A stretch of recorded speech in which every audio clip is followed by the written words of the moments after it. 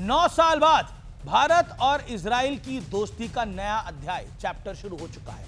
9 साल बाद भारत और इजराइल की स्ट्रैटेजी का एक नया दौर शुरू हो चुका है।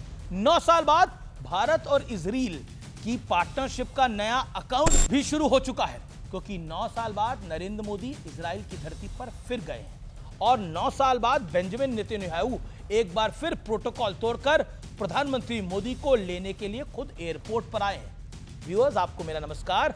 सत्य और तथ्य में आज बात होगी दोस्ती के शैलोम इजराइल के साथ। प्रधानमंत्री नरेंद्र मोदी ने पूरे 9 साल बाद इजराइल की धरती पर कदम रखा।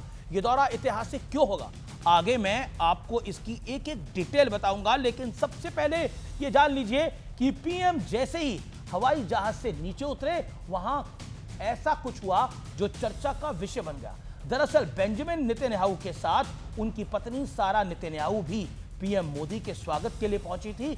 उनके कपड़ों का रंग भगवा था।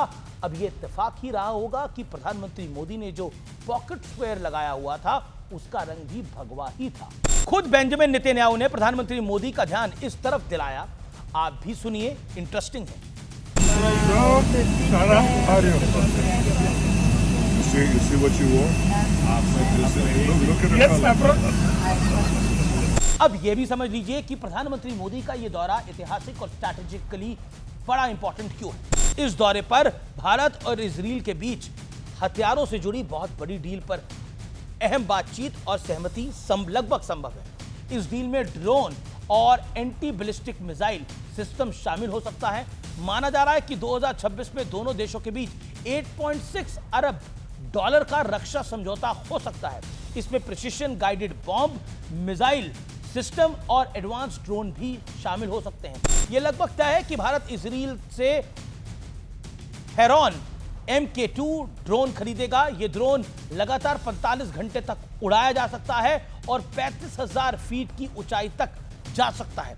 इतना ही नहीं, यह ड्रोन 470 किलोग्राम पेलोड भी कैरी करने के लिए सक्षम है।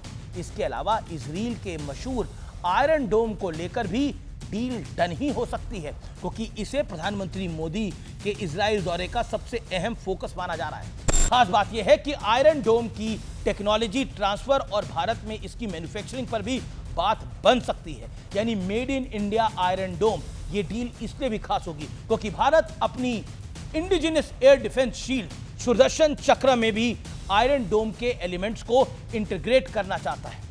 अनुमान है दोनों देशों के बीच 8 से 10 बिलियन डॉलर यानी करीब 65,000 से 85,000 करोड़ रुपए की मेगा डिफेंस डील होने वाली है। प्रधानमंत्री मोदी का इजराइल दौरा ऐसे वक्त में हो रहा है जब बेंजामिन नेतन्याहू ने हाल ही में हेक्सागन ऑफ अलायंस बनाने का प्रपोजल रखा है।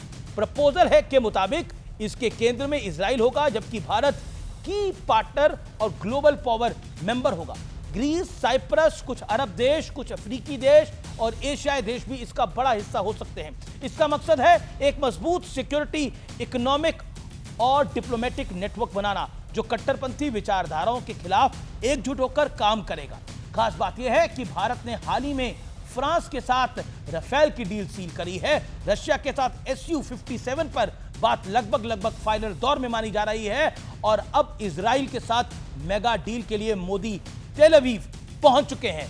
जिन्हें कॉम्प्रोमाइज वाली माला जपनी है वो जपते रहें, उससे कोई फर्क पड़ने वाला नहीं है, ना देश को ना प्रधानमंत्री को, क्योंकि भारत आजकल जिस तरह से फैसले ले रहा है उससे स्पष्ट है, साफ है, भारत पर पश्चिम वालों का कोई अब दबाव काम नहीं करता और इसके सबूत हमारे सामने हैं। ये नया भारत है जो अपने एजेंडे से चलता है। जय हिंद, वंदे मातरम।